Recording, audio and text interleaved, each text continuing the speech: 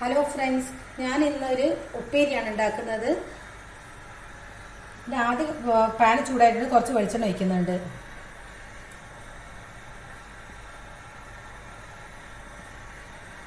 വെളിച്ചെണ്ണ ചൂടായിട്ടുണ്ട്. കടുക് പൊട്ടിക്കുന്നുണ്ട്. കുറച്ച് കടുക് ഇടുന്നുണ്ട്.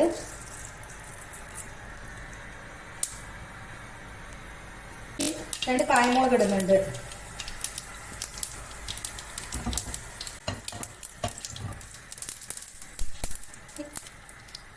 കുറച്ച് ഇടുന്നുണ്ട്.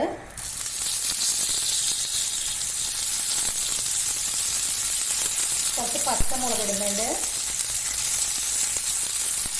രണ്ട് പച്ചമുളക് ചെറുതാക്കി നെല്ലിതാക്കി മുറിച്ചത് ഇടുന്നുണ്ട്.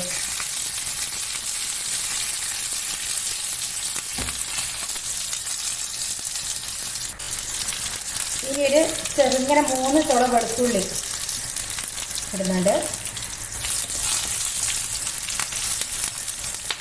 അതിലേക്ക് ഒരു വലിയ ഉള്ളി നേരിയതാക്കി മുറിച്ചത് അത് ഇടുന്നുണ്ട്.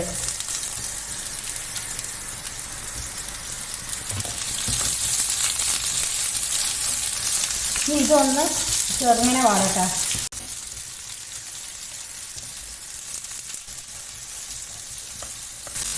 നല്ല മണം വരുന്നുണ്ട്.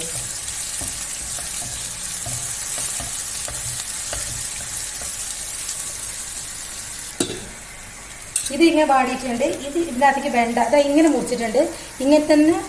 ഇങ്ങനെ തന്നെ മുറിക്കണം. എല്ലാ കഷ്ണങ്ങളും ഇടുന്ന ഒക്കെ ഒരേപോലെ തന്നെ ആയിട്ട്. അതാണ് ഈ പ്രത്യേകത, ഇതിന്റെ ഭംഗി കാണാൻ. അപ്പൊ ഈ വെണ്ട ഇതിലേക്ക് ഇടുക. ഇതേപോലെ തന്നെ ഇങ്ങനെ നേരെ കഷ്ണാക്കിയിട്ട് മുറിച്ചല്ലോ, ഇതേപോലെ തന്നെ മുറിക്കണം. പിന്നെ ഇതിനകത്ത് പച്ചക്കായ ഇടാം. പക്ഷെ പച്ചക്കായ എൻ്റെ അടുത്ത് ഇല്ലാത്തതുകൊണ്ട് ഞാൻ ഇട്ടിട്ടില്ല. ഇത് തേങ്ങ വേണ്ടതവർക്ക് ഇടാം. പക്ഷെ ഞങ്ങൾക്ക് തേങ്ങ ഇടാണ്ട് ഇങ്ങനെ മെഴുക്കുവരട്ടി ഏറ്റവും ഇഷ്ടമുള്ളതുകൊണ്ട് ഞങ്ങൾ തേങ്ങ ഇടലില്ല. ഇതൊക്കെ നല്ലോണം ആക്കുക. കുറച്ച് മഞ്ഞളും കുറച്ച് ഉപ്പും ഇടുക. വെളിച്ചെണ്ണ വേണ്ട കൊയ്ക്കണോ, പിന്നെ അടി പിടിച്ചു പോകാൻ പാടില്ല.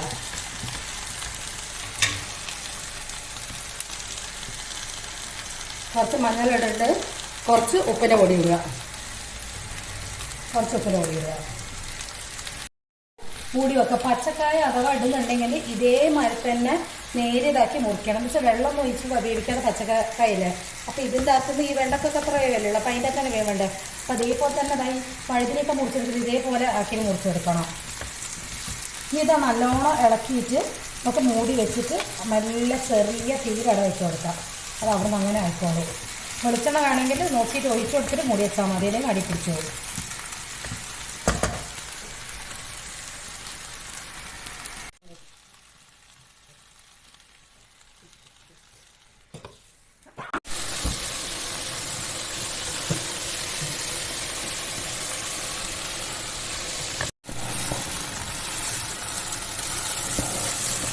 ഇത് ഏകദേശം ആയിട്ടുണ്ട്. ഒന്നും കൂടി തിണങ്ങാൻ ഒന്നുകൂടി ആവട്ടെ. എന്നിട്ട് ഓഫാക്കാം.